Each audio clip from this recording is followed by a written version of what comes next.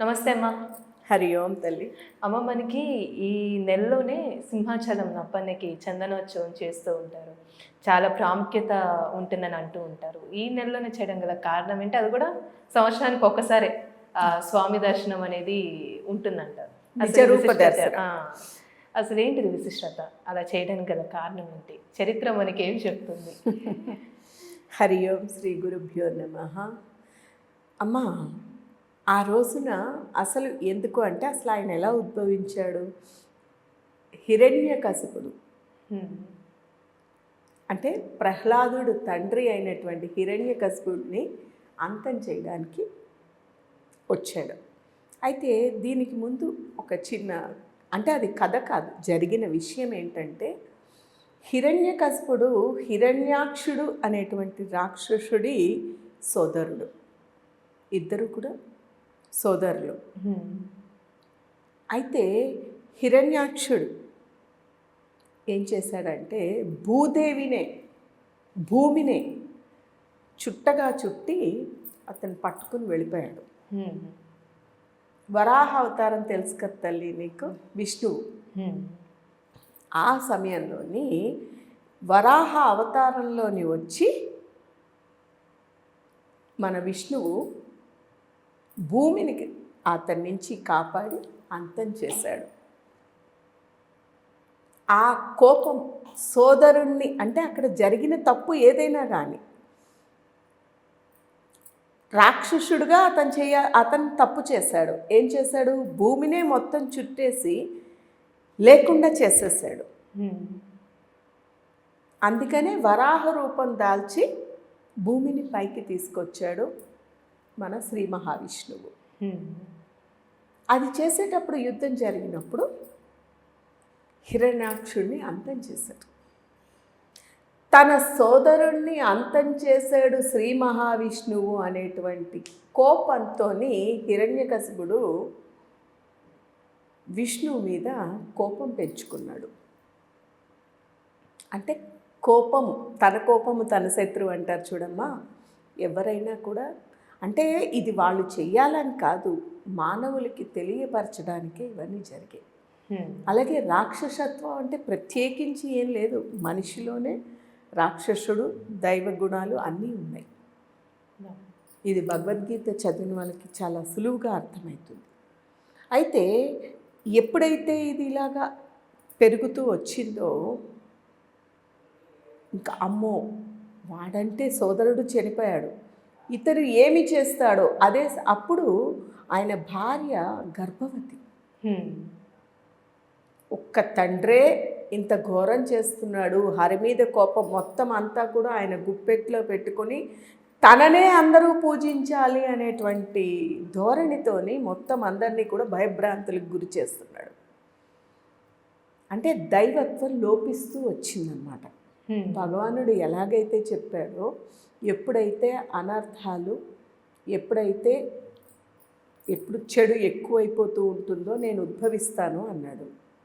అలాగే అక్కడ అనర్థాలు ఎక్కువైపోతున్నాయి, చెడు విపరీతమైపోయింది. అంటే నేనే దేవుణ్ణి, మీరు నన్ను పూజించాలి తప్ప ఇంకెవరిని చేయకూడదని ముల్లోకాలని శాసిస్తున్నాడు ఒక రాక్షసుడు. శ్రీహరి కనిపిస్తే నా దగ్గర తీసుకురండి, అంతం చేస్తాను అనేటువంటి దీంట్లో తిరుగుతున్నాడు. ఆమె గర్భవతి. అప్పుడు అమ్మో, ఒక్క తండ్రే ఈ రకంగా చేస్తున్నాడు, ఇక కుమారుడు కూడా పుట్టాడు అంటే ఇంకా ఇద్దరిని ఎలా భరించగలుగుతాం మనం అనుకున్నాడు ఇంద్రుడు. ఇంద్రుడు అలా అనుకుని ఆమెని మోసం చేసి నిద్రావస్థలోకి దింపి ఆయన భార్యని దైవలోకానికి తీసుకువెళ్ళిపోబోయాడు. ఆ సమయంలో నారదుడు ఎదురు వచ్చి, ఏమిటి చేస్తున్నావు నువ్వు? ఒక గర్భిణిని అలా చేయకూడదు. అంటే స్త్రీని ఎప్పుడూ కూడా గౌరవించేది ఎప్పటి నుంచో ఉంది, కానీ ఆ సమయంలో ఇంకా బాగా గుర్తుంచుకుంటారు. అప్పుడు నారదుడు ఆపుతాడు. నారదుడు ఆపి, నువ్వు అనుకున్నట్టు ఆ తల్లి గర్భంలో ఉండేటువంటి వాడు హిరణ్యకశిపుడు అంశ అయినప్పటికీ కూడా దైవాంశ సంభూతంగా శ్రీ మహావిష్ణువు యొక్క భక్తుడు, ప్రియ భక్తుడు, పరమ భక్తుడు అని చెప్పడంతో ఆవిడని అక్కడ చేశారు. అంటే ఆయన గర్భంలో ఉన్నప్పటి నుంచే, ఆయన గర్భంలో వచ్చినప్పుడే నారదుడు చెప్పిన దాని అంతటికీ కూడా తల్లి నిద్రపోతూ ఉంటే కొట్టాడు అని చెప్తూ ఉంటారు తెలుసా. అది కూడా అది ఇప్పుడే శ్రీ మహావిష్ణువు ప్రియ భక్తుడు అనమాట. అందుకని ఆ రోజున మనం అక్షయ తృతీయ అనుకుంటూ ఉంటాం చూడమ్మా, అదే రోజున ప్రహ్లాదుడికి అంటే తండ్రి శపథం చేశాడు. ఎందుకంటే ఎన్ని రకాలుగా చంపుదామని చూసినప్పటికీ కూడా, ఎన్ని రకాలు చేసినా ఆయన మరణించట్లే.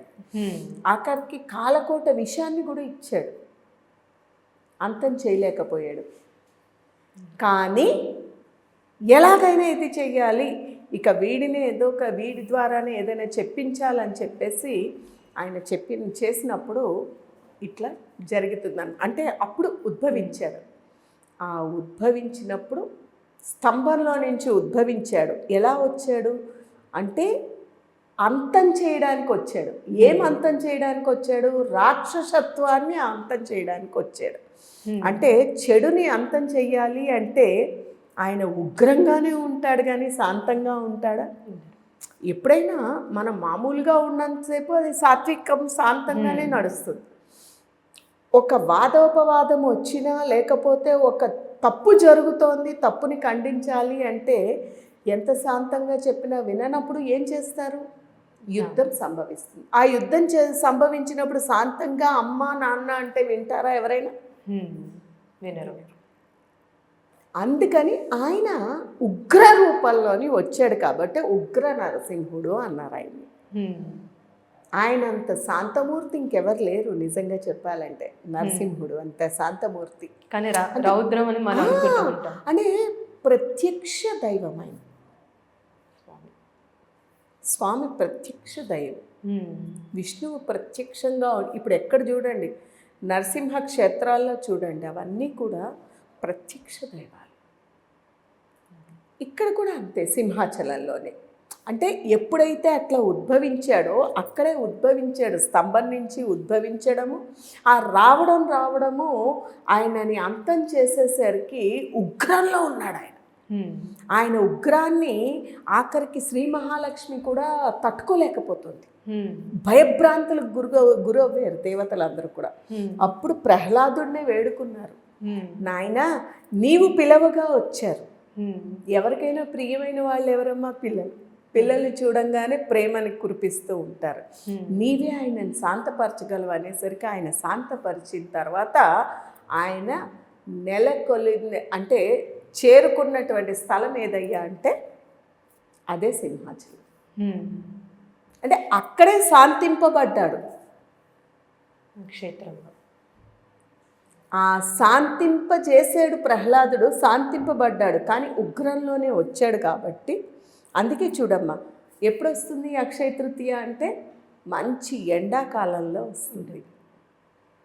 వేడి అంటే ఈ వేడి ఆ వేడి అవునా, భయంకరమైన ఉగ్రం. ఆ ఉగ్రం తగ్గడం కోసమే నా చిన్నప్పటి నుంచి నేను విన్నది, ఆయనని పూర్తిగా పూత తీసేసి ఎవరు చూడలేరు. అలా చూద్దామని కొంతమంది ప్రయత్నించారు. ఎప్పుడైతే వాళ్ళు కళ్ళు తెరిచి, అలా కళ్ళు పోయిన వాళ్ళు కూడా ఉన్నారు. ఎప్పుడైతే కళ్ళు తెరిచారో అలా ఆఖరికి అక్కడ అర్చకులు కూడా చివరి పూత తీసేటప్పుడు వాళ్ళు కళ్ళకి గంతలు కట్టుకుని చివరి పూత తీస్తారు ఆయనకి. అది రక్తం కూడా చివరి పూతకి తగులుతుంది అనేటువంటిది ఒక నానుడి, వాస్తవం కూడా. అక్కడ అర్చకులే చెప్తారు, చివరి పూత తీసినప్పుడు రక్తం అంటుతుందంట దానికి. నిజరూప దర్శనం కేవలం 12 గంటలే ఉంటుంది ఆయనది, ఇంకెప్పుడు ఉండదు. కేవలం 12 గంటలే, 12 గంటలు అంతే. ఇంకా అంతకు మించి ఉండదు ఆయన నిజరూప దర్శనం. అందుకనే అప్పుడు ఆ దర్శనం చేసుకోవడం కోసం కిక్కిరిసిపోతారు జనాలు. ఉగ్ర రూపం అది ఎక్కువసేపు ఉంచలేరు. అందుకోసమని ఆ ఉగ్ర రూపాన్ని మొత్తం అది కూడా చూడండి, ఉగ్ర అది మీకు ప్రతి దేవాలయంలోని ప్రతి దేవతామూర్తి విగ్రహము కూడా మీకు ఒకవేళ అది రాతి విగ్రహం అయితే రాయి కనిపిస్తుంది. ఇక్కడ మీకు మొదటి పూత పూసిన తర్వాతే చూపిస్తారు. వాళ్ళైనా ఒక పూత పూసేస్తారు అప్పటికే, అంటే ఎక్కువ కాదు, లైట్గా ఇంకా కంపల్సరీ ఆ రూపం కనిపించేటట్టు ఉంచుతారు తప్ప ఒక పూత పూసేస్తారు. లేకపోతే ఎవరు చూడలేరు ఆయన్ని. స్వయంభూ ఉన్నాడు అక్కడ, అది వాస్తవికం. అందుకని ఆయన ఉగ్రం తగ్గడం కోసం ఈ చంద్రము ఆ సమయంలోని ఆయనకి అది తీసి మొత్తం అన్నీ కూడా తీసి, అంటే అన్ని పొరలు వేశారు కదా, అయితే ఆయన 12 అడుగులు పుట్టలోని ఉన్నాడంట ఆయన నరసింహస్వామి.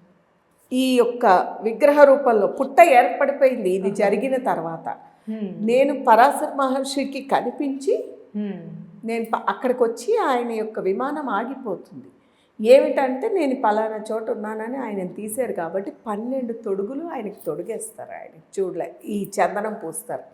ఆ రోజు ఆ చందనాన్నే ప్రసాదంగా ఇస్తారు.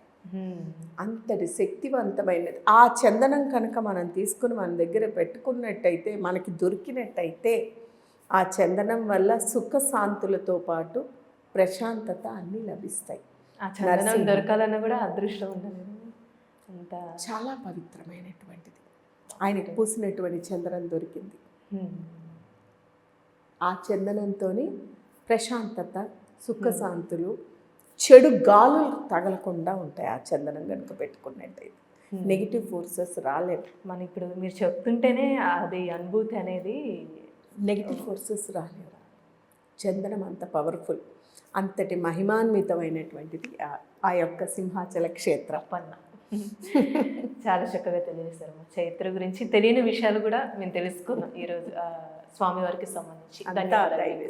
హరి ఓం తత్సత్.